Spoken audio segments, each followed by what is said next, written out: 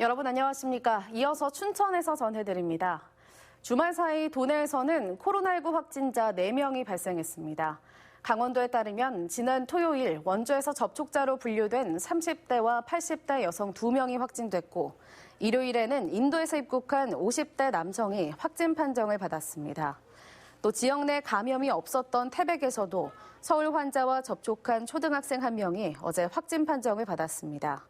지난 26일부터 일주일 동안 도내에서는 환자 37명이 발생했고 접촉자도 690여 명으로 급증했습니다.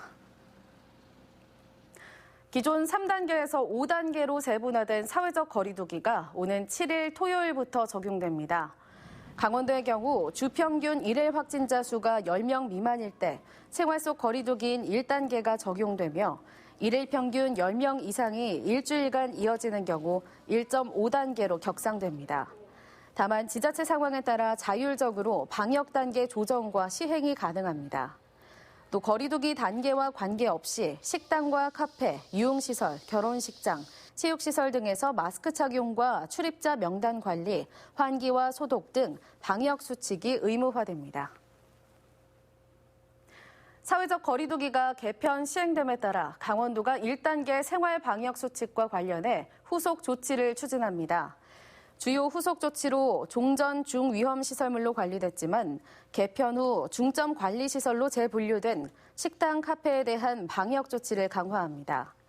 150제곱미터 이상인 식당, 카페는 클린강원 패스포트 등 전자출입 명부를 의무적으로 설치해야 하고 테이블 간 1m 거리두기나 좌석 테이블 한 칸 띄우기, 테이블 간 칸막이를 설치해야 합니다. 춘천 레고랜드 테마파크 사업 시설 중 하나인 강원 국제 컨벤션 센터 건립 사업이 행정안전부 지방재정중앙투자심사위원회에서 반려 처분을 받았습니다. 심사위원회는 컨벤션 센터 건립 사업이 대규모 사업비가 투입되는 것에 비해 경제성 분석 결과가 낮고 시민사회단체와 야권의 건립 반대 등을 고려한 것으로 알려졌습니다. 이에 따라 레고랜드 테마파크 개장 지연 등 관련 인프라 사업 추진도 좌초 위기에 놓였습니다. 강원평화경제연구소는 컨벤션 센터 사업 반려는 사필 규정이라며 레고랜드 사업을 전면 재검토하라고 지적했습니다.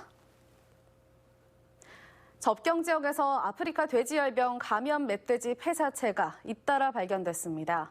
강원도에 따르면 지난 30일 화천군 산해면 312 민통선 밖 광역 울타리 안에서 감염 멧돼지 폐사체 2마리가 발견됐습니다. 반경 10km 이내 방역대원은 9개 농가에서 18,480마리의 돼지를 기르고 있습니다. 지난달 29일에는 인제군 서화면 서흥리 민통선 밖 2차 울타리 안에서도 1마리가 발견됐습니다. 10월 26일 이후 아프리카 돼지열병에 걸린 야생 멧돼지 폐사체 발견은 접경 지역에서만 8건입니다. 강원도교육청은 오늘부터 18일까지 15개 특성화고에서 찾아가는 설명회를 엽니다.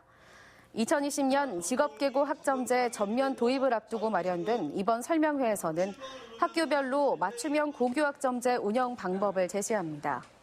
직업계고 학점제는 학생이 진로에 따라 다양한 과목을 선택 이수하고 누적 학점이 기준에 도달하면 졸업을 인정받는 제도입니다. 모든 특성화고는 내년부터 직업계고 학점제의 선도학교로 지정되고 2022년 신입생부터 정식 운영됩니다.